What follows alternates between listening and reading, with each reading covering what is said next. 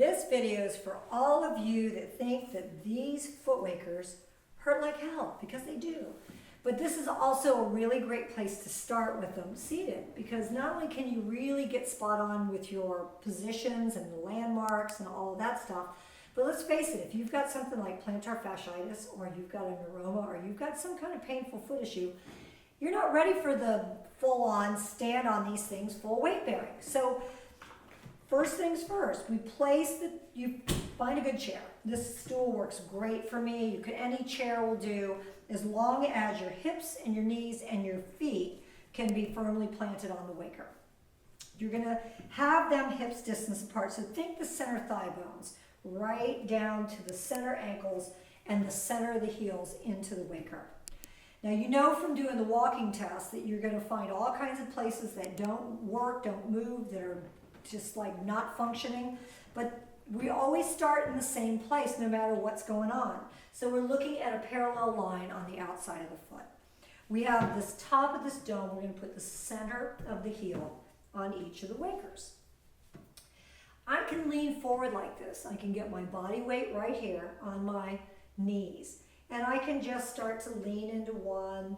I can press there and really press straight through from my knee to my ankle into the heel, and I can stretch through that outside ball of foot. Bring the fifth toe, fourth toe, third toe, second toe, float, first toe. And I'm going to keep that nice outside line really connected to the floor.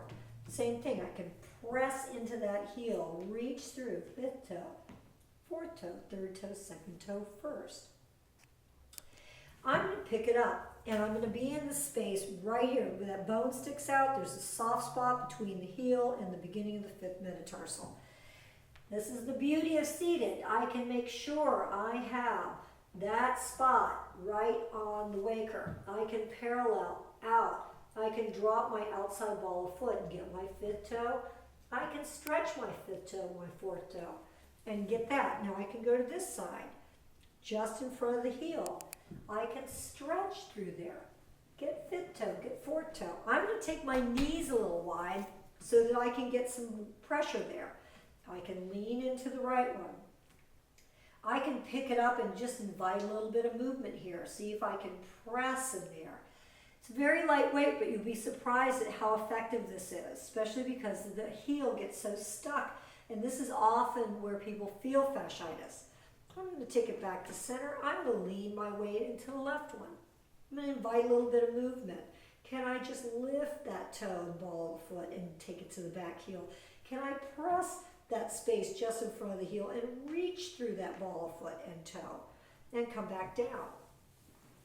My favorite, and of course the most torturous spot, is the one between the heel and the ball of the foot. You're literally placing the fifth metatarsal. So do one foot at a time, and I want you to take your hands.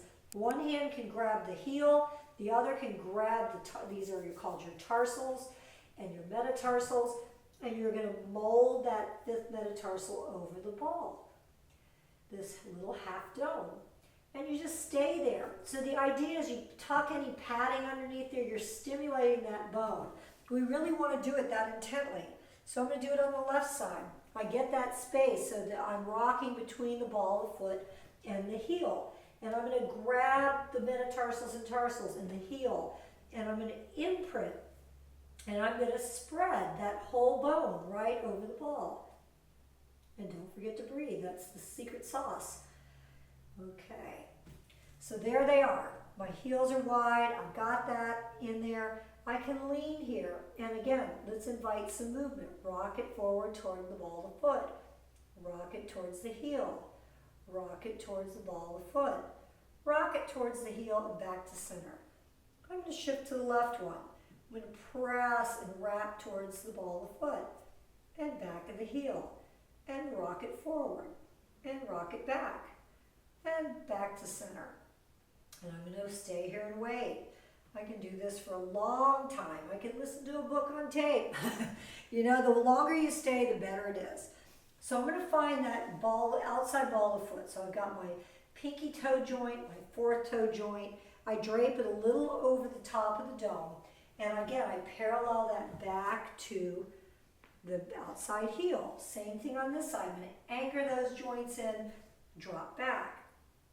I push my chair back a little bit for this so I can try to keep my knees over my ankles.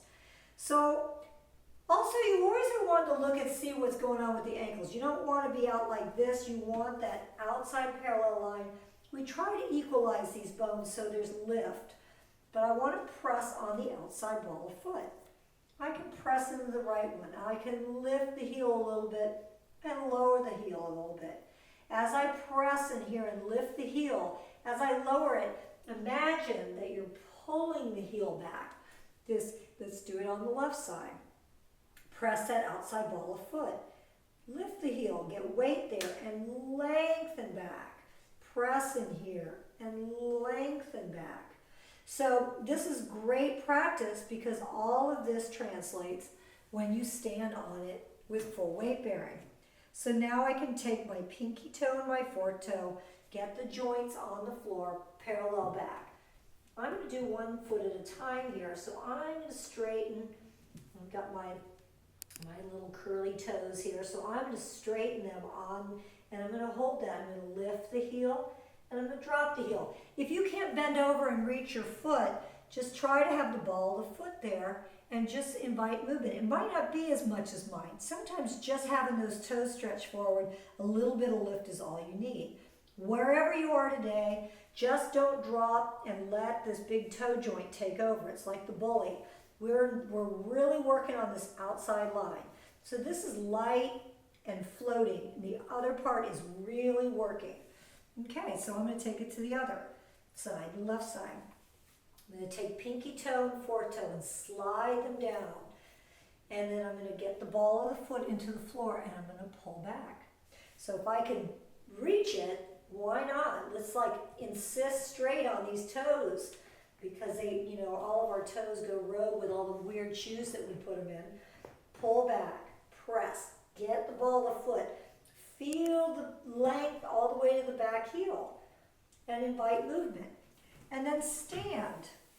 And when you stand, I want you, again, that walking test is you're going to bend your knee and you're going to reach through this whole side and you're going to see how that outside line right there, you're going to see that you can move through. You can get separation from the heel. You can get the fifth metatarsal, fifth toe, fourth toe down. You can even do the walking test seated. So here, just see if you can fifth toe, fourth toe, third toe, second toe, fifth toe, fourth toe, third toe, second toe, first. And then you stand. So whenever you're standing, you want to put more weight on the outside edge of the foot because that's another reason that the fasciitis starts, is because we start to weight bear too much into this big toe joint. So you can try that, and then we can connect the other lines as well. But just start with that outside line like that. This is good homework. Use your hands, really bend it, and start there. Thanks.